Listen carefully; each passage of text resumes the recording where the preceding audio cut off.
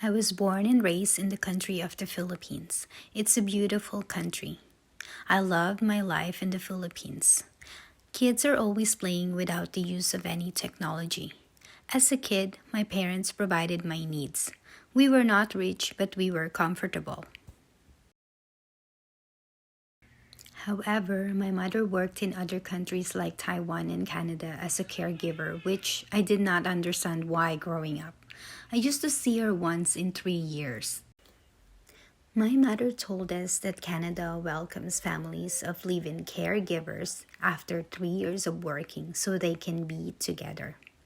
My parents said we could have a better life in Canada. I did not know what to expect.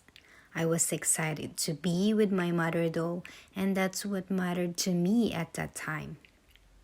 Year 2000, me, my father, and two siblings came to Canada. I was the youngest and I was 16 years old. I was very happy to see my mother after 3 years, and the thought of all of us being together made me so much happier. However, Canada and Philippines are not so much alike. They were so different in many ways. In the eyes of a 16-year-old, it was a tremendous shock. I knew nothing about the culture, the people, the weather, and the place, most especially the language, which I knew little about at that age. I miss my friends, I miss my relatives, and I miss my life. I was lost. I was angry. I had so many questions that I never had the chance to ask my mother because I was raised in a culture where you just follow what your parents tell you. I was just a kid. I thought about the sacrifice of my mother. I should be grateful instead. I couldn't imagine the sadness she must have felt during those years we're apart. Having kids of my own now, it must have been the hardest decision she ever made. I was amazed. I had no other choice but to move forward. I went with the flow of my new life. I had to adapt with the changes. I went to school and studied harder than I had to due to the language barrier. With the help of some friends, I managed to cope. I kept going in life with the homesickness I felt every day. November 2004, when I first came back to the Philippines for a 1 month vacation. It shocked me. It was a realization of a lifetime. All my questions were finally answered. I saw the other side of the Philippines that I failed to see as a kid. Life is hard. I realized that our lives could have been harder in the Philippines if my mother did not work in other countries. I am so fortunate that my parents decided that our lives could be brighter in Canada.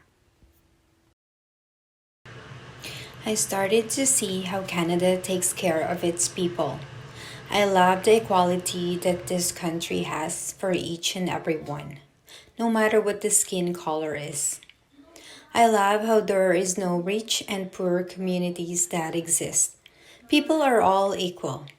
You don't need to be privileged to experience anything you want. I began to understand why my mother wanted this life for us. I began to understand why my mother sacrificed so much to be able to give us a brighter future. I was right to just move forward even when this situation seemed hard. January 2005, I entered the university life. I did not know what I wanted in the beginning, so I first enrolled in some elective classes. During my first year, I found out the education program was accepting applications. I remembered that I wanted to be a teacher in the Philippines, so I applied. I submitted my application, and lucky enough, I was called for an interview.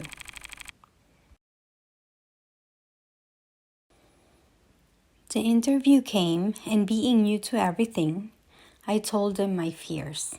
I told them that I'm nervous in front of everybody and my English is not that fluent, but I wanted to be a teacher. Through lack of confidence, I lost my chance to get in. They told me to keep practicing English and to try again.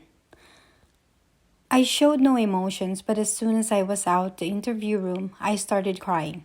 I cried and let the frustrations out, and finally got up. Carrying that regret, I continued my studies and finished a bachelor's degree in sociology. I am proud to say that both Philippines and Canada shaped who I have become. Philippines taught me that happiness doesn't need to come from material things. And Canada taught me how to become a stronger person in a place where I thought I was not going to make it. That is why I joined Toastmasters at one point in my life because I needed to move forward. I will always miss and love Philippines, but I am happy where I am now. I will continue to move forward in life. I hope you do too, to keep moving forward even if you feel like giving up.